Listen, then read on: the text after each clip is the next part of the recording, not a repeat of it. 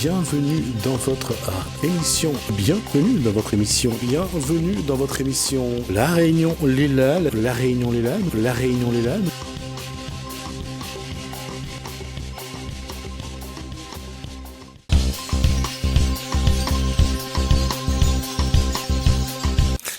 On revient sur le terrain parce que cette fois-ci, on va parler Première Guerre mondiale, on va parler de ce qui s'est passé il y a un an du côté de Verdun.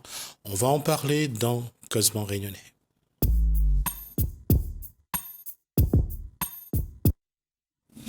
Ils sont là tous les deux, elle au garde à vous. Cher truc Cabana, vous pouvez repos. Bonsoir. Bonjour. Et puis le gardien, puisqu'il est forestier en même temps, Benoît, bonsoir. Bonsoir. Et avec nous pour nous accompagner, Farzad Feizi, donc qui va aussi rentrer, peut-être pas baïonnette au canon, mais qui viendra soutenir les forces le moment venu. C'est une joie de co-animer cette émission. On va juste rappeler quelque chose qui s'est passé, c'était donc au mois de novembre l'année dernière, c'était le 11 novembre à Verdun, donc à côté. Qu'est-ce qui reste comme image d'abord à Madame, qu'est-ce qui reste comme image aujourd'hui?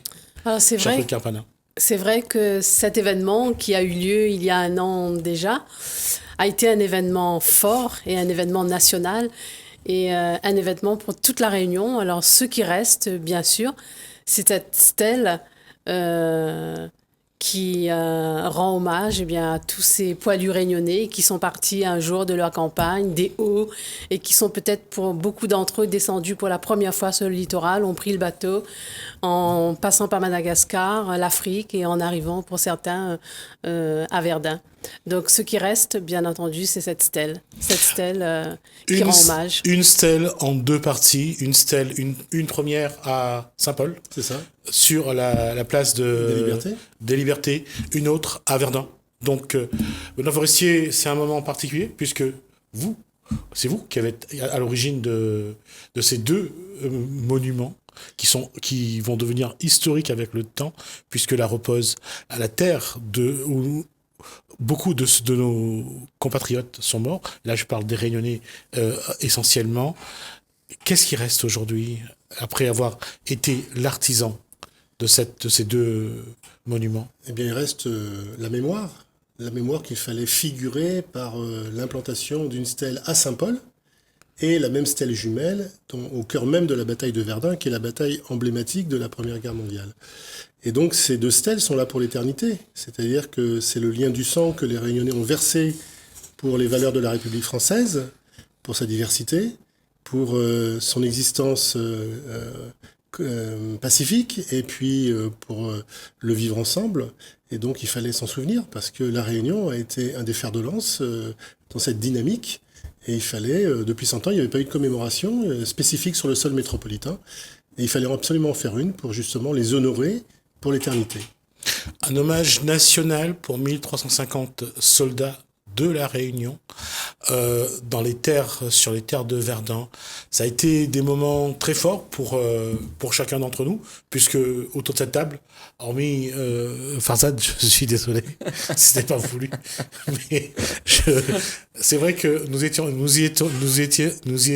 avons vécu la mise en place de cette stèle à Daumont, et je crois que de tout ce qui... Je ne sais pas si vous avez eu des retours de là-bas, mais ça a donné quoi? Est-ce que les gens sont passés là-bas, vous en rappelez pour vous dire quelque chose ou pas? Alors on a eu Oui, on a eu d'abord, juste après l'inauguration qui a eu lieu le 8 novembre, on a eu Monsieur Bourran, qui est un professeur ici à Saint-Paul, qui est parti avec des élèves, et qui sont arrivés juste 2 jours après l'inauguration. Donc il y a déjà eu, dès le 2e jour après l'inauguration, il y a déjà eu des élèves de Saint-Paul qui sont venus se recueillir devant cette Ils salle. étaient sur les Champs-Élysées, je crois. Oui, ils étaient invités justement pour les commémorations du 11 novembre, et ils ont fait donc ce devoir de mémoire sur le champ de bataille de Verdun, et comme la stèle venait d'être inaugurée, ils sont passés sur la stèle des combattants réunionnais. Ensuite, j'ai eu aussi des échos d'autres classes, d'autres villes de la Réunion, où les élèves sont également passés, et notamment au Guillaume, il y a une classe qui doit partir bientôt et voir cette stèle. Donc voilà, tout doucement, le devoir de mémoire se fait, et j'encourage les professeurs de La Réunion d'aller faire ce chemin du devoir de mémoire, d'abord parce que c'est important à titre personnel, c'est important à titre collectif parce que c'est le ciment de la nation, et puis au niveau des enfants, ça leur donne du concret, et ils peuvent voir que leurs aïeux ont participé à l'histoire de France. Et puis c'est bien aussi pour les enfants de La Réunion, pour ces 1350 personnes qui sont restées dans les tranchées, qui sont morts pour la France. C'est bien de se rendre compte que nos racines ne remontent pas seulement à, j'allais dire, c'est quelque chose qu'on voit de temps en temps à La Réunion, mais notre histoire s'écrit déjà depuis des années et quelques siècles déjà. C'est bien de se rappeler que nos racines sont françaises. Et Gertrude Carpana, et pour vous avoir vu vivre avec intensité ces moments-là, je veux dire que on ne s'est jamais autant senti français finalement. C'est vrai, on ne s'est jamais autant senti français parce que justement nos Réunionnais ont participé à l'histoire, à construire cette histoire, comme le dit si bien Monsieur Forestier. Et si vous me permettez que je revienne également sur la question que vous posiez tout à l'heure, à savoir quels sont les retours. Il y a eu des retours très positifs, et notamment du délégué du Souvenir français lui-même, et aussi du maire de Verdun, qui a pris contact directement avec la mairie de Saint-Paul et le maire de Saint-Paul pour que justement il y ait un partenariat, pour que on puisse mettre en place un lien entre la commune de Saint-Paul et Verdun, pourquoi pas autour de l'éducation, pour que nos élèves puissent, chaque année, date anniversaire, participer à ce voyage et faire ce pèlerinage. Farzad Faizi, la question, quand on regarde comme ça, quand on parle avec autant d'intensité de ce moment, ça vous donne quoi ça fait penser à quoi? Je prends ça avec beaucoup de recul, que je fais partie de ces jeunes, que lorsqu'on a vu ces phénomènes-là dans les livres d'histoire, en fait, on avait à l'idée, non pas le ciment de la nation, non pas la ferveur des gens qui sont partis, mais est-ce qu'on aura la moyenne en histoire géo? Je détends l'atmosphère un peu. C'est déjà un objectif. C'est déjà un objectif. Et je me pose la question, parmi tous les jeunes qui y sont allés, combien y sont allés par eux-mêmes? Ou alors, combien sont allés par l'invitation ou la programmation par une école ou un professeur? Je me pose la question, s'il y a des jeunes qui nous écoutent ou même des parents, qui prend l'initiative? Est-ce que l'initiative vient de nous? Ou est-ce qu'elle vient de quelqu'un d'autre qui nous a dit? Et parce qu'il y a un problème quand ça vient de quelqu'un d'autre qui nous a dit, c'est que l'ancrage ne se fait pas de la même manière. Il est beaucoup plus fragile et il s'efface vite. Et même si c'est une stèle solide en granit dur, ce ne sont pas les cœurs qui sont gravés. Donc, quelque part, moi, je me pose la question, comment est-ce que le jeune qui écoute ça voit le phénomène et peut le transformer en lui? Quel sens est-ce qu'il trouve à ça? Quelle philosophie est-ce qu'il a par rapport à ça? Et pour vous qui êtes autour de la table, j'ai une question qui me vient, c'est qu'est-ce que vous répondriez au jeune qui est là, qui dit moi j'ai pas de boulot, je vais travailler à l'école et puis j'aurai peut-être pas de boulot. C'est la galère, c'est la crise, on vit dans un environnement où tous les jours on nous fait peur avec quelque chose à la radio, à la télé. Qu'est-ce que j'en ai à faire de tout ça? Et à quoi ça va me servir à moi de se passer? Qu'est-ce que vous lui répondriez à quelqu'un qui dirait ça? Alors, c'est intéressant, votre question, elle est très intéressante. Il faut savoir qu'il y a une association en France depuis 1887 qui commémore les morts français tombés au champ d'honneur, donc morts pour la France, non seulement sur le sol métropolitain, mais aussi dans tous les pays du monde. Et il y a eu beaucoup de pays au monde où les Français ont combattu pour la liberté ou pour des intérêts français. Quand vous parlez d'un jeune qui a des difficultés aujourd'hui, certes, et on en trouve beaucoup malheureusement à La Réunion qui sont dans ce style de difficulté. Et de plus en plus. Eh bien, ce devoir de mémoire va rappeler à ces jeunes que ces jeunes appelés du contingent, qui sont partis en 1914, 1915, 1916, 1917 et 1918, ont vécu des heures terribles dans les tranchées, sans avoir la garantie de retour. Ils sont partis à leur métropole dans un pays qu'ils ne connaissaient pas. De façon volontaire? Ah non, ils sont partis par la conscription, c'est-à-dire qu'on les a obligés à partir. Au début, il y a eu des volontaires, en 14-15, il y a eu des volontaires, Mais après, la guerre est coûtant très cher en vie humaine, il a fallu mettre en place le mode de conscription à La Réunion également. Et donc, Conscription qui veut dire pour conscription, c'est-à-dire que les gens sont mobilisés. La mobilisation C'est-à-dire qu'à partir du générale. moment où ils avaient 18 ans révolus, ils pouvaient être mobilisés pour partir sur les drapeaux. Vous venez.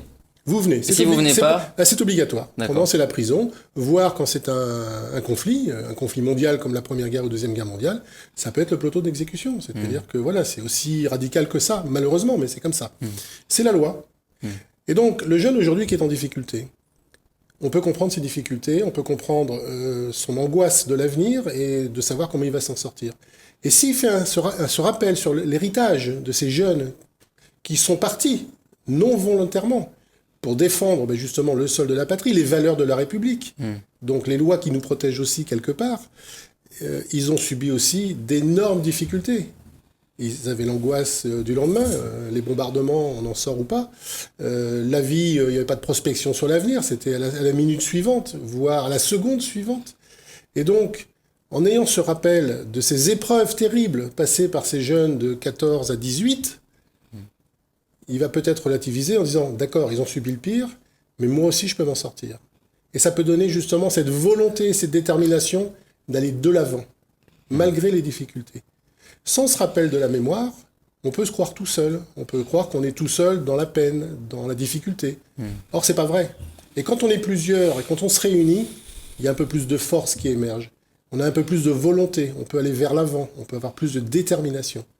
Eh bien, ces jeunes de 14-18, de ce premier conflit mondial, ces jeunes réunionnais ont montré l'exemple. Donc, ils ne sont pas allés simplement combattre comme ça, mais ils ont aussi montré leur détermination à combattre pour une population, pour un pays qui pouvait leur offrir aussi des garanties futures. Mais eux n'étaient pas sûrs de revenir pour ça. C'est-à-dire, selon vous, on pourrait être quand même déterminé, même si on est obligé. En général, il ne faut pas être obligé, il faut faire les choses volontairement. Mais dans le cadre de la guerre et de la mobilisation générale, on est obligé. Il n'y a pas de choix. Comme aujourd'hui, dans le cadre de la crise, on est obligé. On peut quand même avoir la détermination. Eh bien oui, il suffit après de mettre en place les outils, je dirais, de façon à pouvoir s'en sortir et ne pas se résigner. Il faut avoir de la résilience, c'est-à-dire il faut savoir se sortir des événements négatifs. Bien sûr. Oui, moi je rejoins entièrement cette idée, mais je pense en effet que c'est important pour le jeune de connaître son histoire. Et souvent, puisqu'à toutes les périodes de l'histoire, il me semble, il y a eu des difficultés. C'est vrai qu'on peut penser qu'il y a eu les 30 Glorieuses en France où les choses allaient peut-être un peu mieux, mais la période d'avant et la période d'aujourd'hui, qui est notamment cette crise et qui angoisse tant les jeunes, ce sont des périodes difficiles que je pense, dans l'histoire de l'humanité, les jeunes ont connu aussi cette période-là. Mais il ne faut pas s'arrêter, il me semble, sur les difficultés, il ne faut pas s'arrêter face à ces problèmes. Et il faut justement bien connaître son histoire pour mieux s'enraciner, je dirais, dans la société future et prendre son destin en main. Si on ne connaît pas son histoire, si on ne s'intéresse pas à ce qui est au fondement de notre histoire, comment peut-on avancer? Qui est-on? Quel chemin peut-on avoir? C'est-à-dire, selon vous, l'identité viendrait de ce qu'il y a du passé, oui, je pense. qu'on met au présent, et puis avec ça, on peut projeter quelque chose dans l'avenir. Tout à fait. Et celui qui n'a pas cet ancrage dans le passé, il lui manque une part d'identité, une part de lui-même, selon vous. Il faut l'apprendre.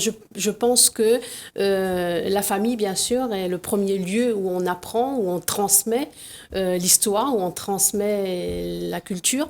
Ensuite, l'éducation nationale. Nous sommes aussi là pour cela. Il me semble que l'éducation nationale a une part très importante pour transmettre cette histoire, pour que justement le citoyen, il devienne vraiment, comme je disais tout à l'heure, épanoui, bien enraciné dans cette société et à mieux appréhender les difficultés. Parce que je pense que les difficultés, malheureusement, existeront toujours à petite ou plus ou moins importante d'intensité, mais il faut apprendre aux citoyens justement à prendre son destin en main. Et l'histoire est là pour ça aussi. J'en suis convaincue.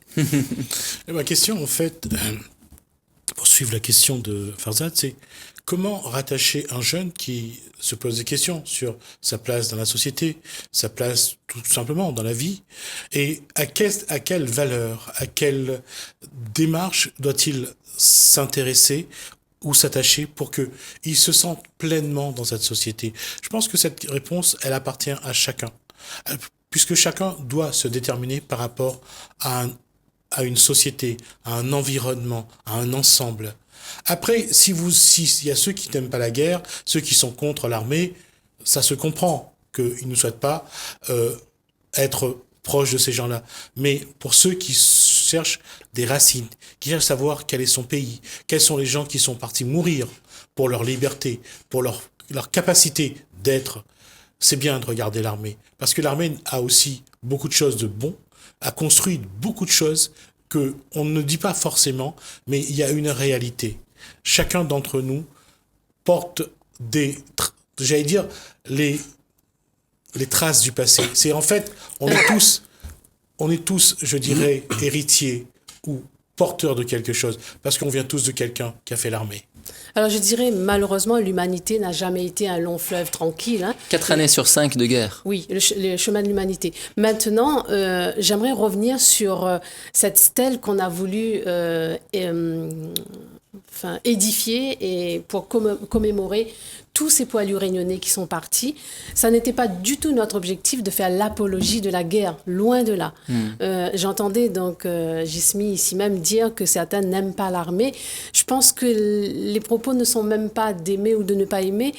Lorsqu'on commémore, c'est justement, à mon sens, de penser la terrible douleur, la terrible souffrance que ces jeunes qui, pour certains, avaient 16 ans, lorsqu'ils sont partis, ont dû tout quitter, leur famille, leur quartier, qui n'avaient jamais mis les pieds en métropole, qui ont souffert de la neige, du froid dans les tranchées. Et toutes ces histoires-là, on les a assez racontées, oui. C'est dans des livres d'histoire. Et exactement. Un jeune qui va lire ça peut s'en imprégner et peut avoir une certaine ferveur pour la nation française et partir à la guerre ensuite.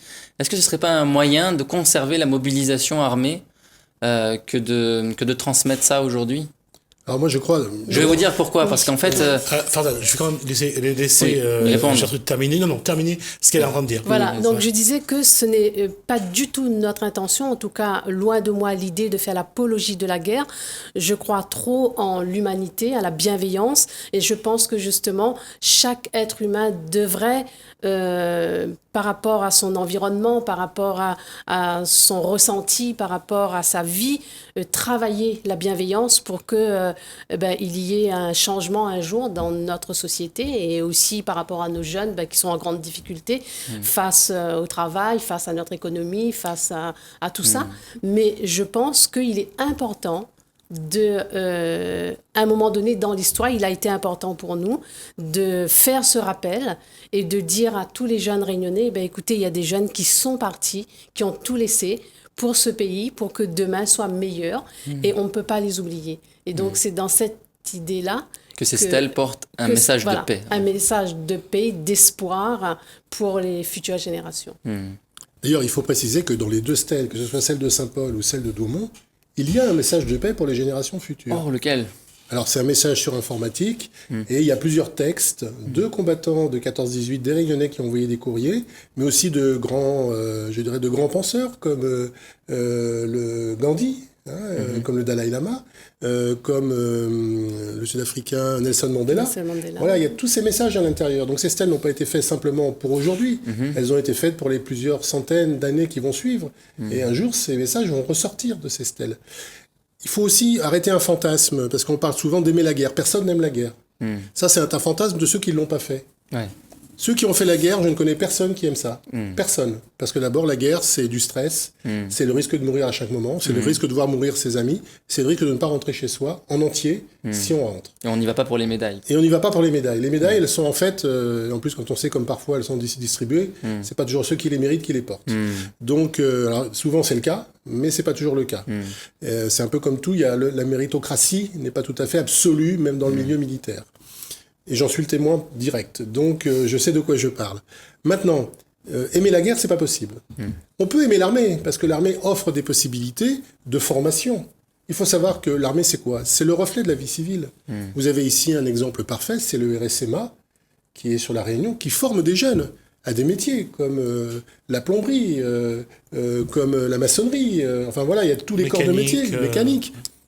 Ces jeunes-là étaient peut-être en échec scolaire sur des cursus standards.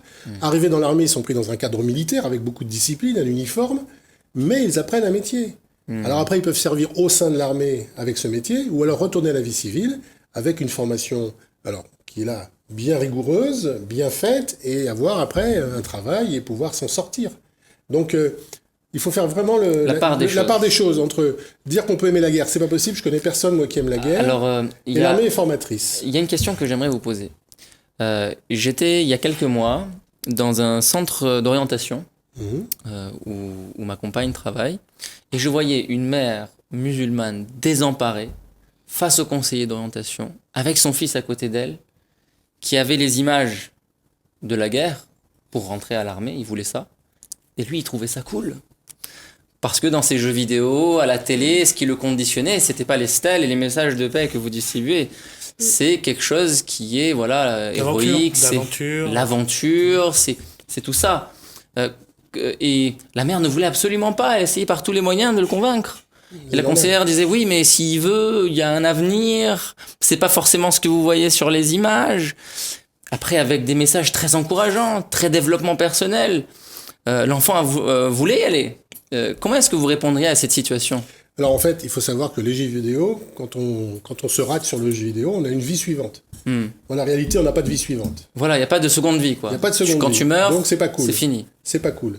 Et si on survit, et si on est blessé, on peut avoir des séquelles tout le reste de sa vie. À vie. Et c'est pas cool non plus. Et j'en suis le témoin direct, parce que moi j'ai été blessé en opération. Donc je sais ce que c'est que des séquelles de guerre.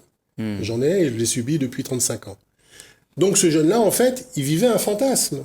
Comme beaucoup de jeunes. Oui, comme la plupart des jeunes. Tant qu'on ne connaît pas ce que c'est que le vrai combat, lorsqu'on n'est pas au combat, dans une zone de guerre, même sans forcément aller au combat, mais voir déjà, moi je suis allé au Liban, donc je connais très bien le Liban dans la situation où c'était il y a 35 ans. Toutes les façades de maisons étaient impactées, il y avait des trous, il y avait des balles, il y avait des obus. Des morts civiles. Il y avait des morts civiles. Nous, on était là-bas pour protéger la population. Donc il y avait des milices qui se tiraient dessus, il y avait une armée qui était en place pour faire un tampon par rapport à son pays qui aussi essaie d'attraper des gens qui leur tiraient dessus. Au milieu, la population civile prenait, elle dégustait. Il y avait des enfants. Moi, j'ai vu des enfants mourir. J'ai vu des hommes, des femmes. Et ces gens-là vivaient dans l'angoisse absolue. Donc, comment on peut dire c'est pas un jeu. C'est pas un jeu. La guerre, c'est pas un jeu. C'est une atrocité. C'est une horreur. Et les jeunes de 14-18, comme les jeunes de 39-45, moi, j'ai deux oncles qui sont morts en 39-45 pour la libération de la France. Comment on peut dire qu'on peut aimer ça ? C'est pas possible. C'est qu'on ne connaît pas. On ne connaît pas ce que c'est. Donc ça reste du fantasme. Et la mère, elle, dans sa réaction, elle voulait protéger son fils parce qu'elle avait peut-être un peu plus de recul et elle pouvait imaginer son fils sur une zone de guerre, ne serait-ce qu'une zone de guerre, même sans aller au combat, qui pouvait être blessé. Donc elle, ce qu'elle voulait, c'est protéger son fils. C'est l'amour d'une mère, c'est normal. Bien sûr. Donc on ne peut pas... En fait, tant qu'on ne connaît pas, on ne peut pas dire qu'on va aimer ça. C'est pas possible. C'est impossible à dire. On va revenir à ça. Il nous reste 2 minutes et demie avant la fin de l'émission. En tout cas, si tout a été dit... Pas tout à fait. Je voulais juste te dire que il y a une association mémoriale, j'en ai parlé un petit peu tout à l'heure, c'est le Souvenir français. Donc j'ai été nommé suite aux 2 stèles donc de Saint-Paul et de Douaumont, j'ai été nommé délégué général du Souvenir français. Donc c'est la plus vieille association mémoriale française. C'est 100 000 adhérents en France. Il y a une délégation générale par département et région. Donc il y en a 160 en tout, donc une soixantaine à l'étranger. Notre devoir, c'est justement de transmettre la mémoire des combattants français à travers le temps. Et à La Réunion, nous avons besoin de personnes, et donc je fais un appel, je lance un appel aux professeurs des écoles, aux professeurs qui ont dans leur programme la Première Guerre mondiale, la Deuxième Guerre mondiale, les guerres d'indépendance d'Algérie et d'Indochine, et puis après les OPEX, de façon à ce qu'ils puissent venir me rencontrer et qu'ils puissent adhérer et de faire cette mission du devoir de mémoire. C'est très important puisqu'on en a parlé justement à l'instant. Bien sûr, et sur tout ce qu'il peut y avoir comme idées reçues sur la guerre et tout ça. Et c'est justement ça, et c'est pas faire l'apologie ni de l'armée, ni de la guerre, ni de critiquer, c'est simplement de dire, voilà, vous avez des gens qui sont partis à un moment donné, et il faut se rappeler d'eux, parce que nos libertés aujourd'hui, on leur doit. Bien sûr, et dans notre association à Bordeaux, à un moment donné, on était une groupe de jeunes, il y avait des services civiques, et nous cherchions un lopin de terre pour cultiver. Et le maraîcher qui a accepté que l'on cultive avec lui et de nous enseigner, il s'appelle Jean-Luc Piozin, je lui envoie le bonjour.